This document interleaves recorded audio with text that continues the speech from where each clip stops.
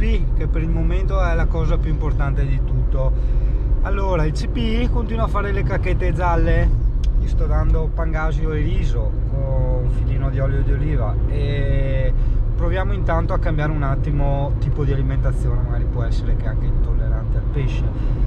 Stiamo andando a San Donà, Guglielmi, provare diciamo crocchette, scatolette della Farnina, giusto per provare una giornata, noi basta provare, dopodiché vediamo se non cambia, ritorniamo dal veterinario e facciamo delle analisi più approfondite, insomma, ecco. Anche perché col pitbull è una cosa abbastanza particolare, io ne ho sempre avuti da tanti anni e ti posso assicurare che quando un veterinario ti dice ma il cane sta bene, è energico, non ascoltarlo. Il pitbull è una razza molto a sé, anche sotto queste cose. Io ho avuto un pitbull che mi vomitava bile, mi è morto col fegato spappolato e lo stesso giorno il veterinario mi diceva guarda com'è attento che annusa qua e là. Sì. Il pitbull quando va in adrenalina, che è in attenzione o in agitazione, non sente i dolori, non gliene frega niente, lui focalizza solo su cani, gatti e quelle cose lì. Quindi anche lei quando è in passeggiata o comunque quando c'è un po' da giocare eccetera è sempre attiva come sempre, come fosse cucciola. Quindi questa cosa diciamo non aiuta, quindi il pitbull non ti aiuta a capire effettivamente se sta male o no. L'unica cosa che può aiutarti a capire è vomito e le feci, insomma, che non tornano. Quindi intanto facciamo questo esperimento di un giorno, proviamo, non lo so, adesso vediamo manzo o qualcos'altro e dopodiché vediamo, insomma.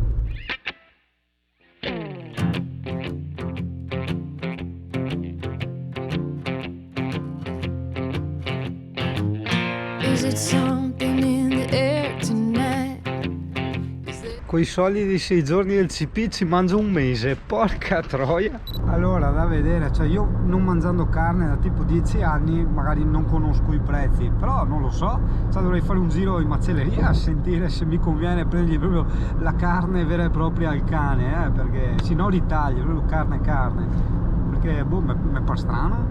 Certo che per carità leggevo ora la quantità consigliata, no, per le scatolette, per le crocchette, adesso lasciamo perdere le crocchette, dobbiamo ancora misurare, ma solo per le scatolette, no, che è carne, no, quindi io mi immagino quando gli davo carne o il pesce, cioè il doppio rispetto a quanto loro ti dicono di dargli, per me era già poco, no, vedendo l'appetito del cane, no, le richieste del cane, la golosità del cane, quindi le sto dando più del doppio.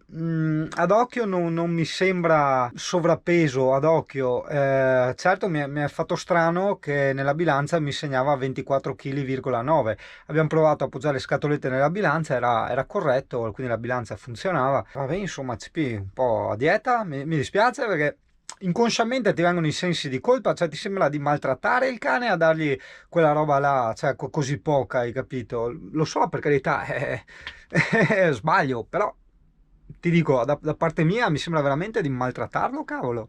Ok, allora dovevamo 25 kg, 180, 320 da minimo a massimo.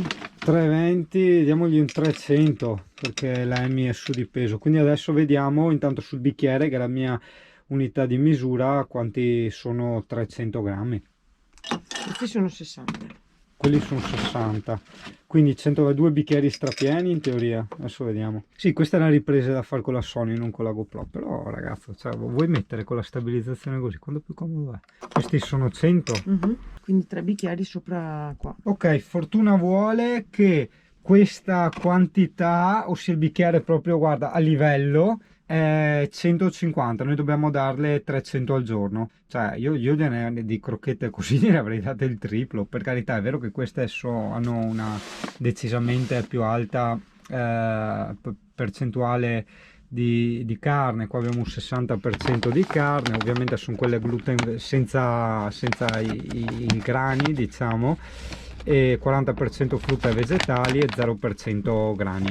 Dai, Ali. CP, dai, fai i crocchi nuovi, dai, vai, testa, fai la recensione, dai, l'unboxing te l'ho fatto io. Com'è? Controllo coda. È buono? Ah, non è buono? Ti conviene? Non è convinta? Sì, dai. Sì, scodinzola, guarda, dai.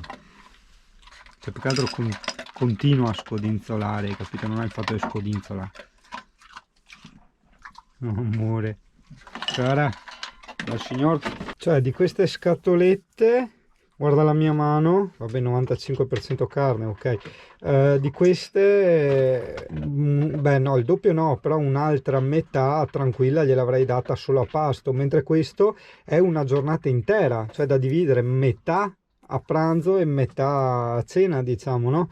Per un cane della sua taglia, perché dietro ci sono scritte le quantità, porca miseria. Qui ti facciamo fare la fame? Però dai, sta continuando a mangiucchiare. Ehi, sì, l'Alessia ha detto che sono untissime. Vabbè, dai, l'importante è che gli facciano bene. Adesso a me serve sapere non tanto la prima cacca che lei farà, ma la seconda dopo queste crocchette, a vedere cosa succede. Non so se hai sentito l'uso della pompa dell'acqua con le femmine, cioè, che va avanti per mezz'ora per lavarsi le mani.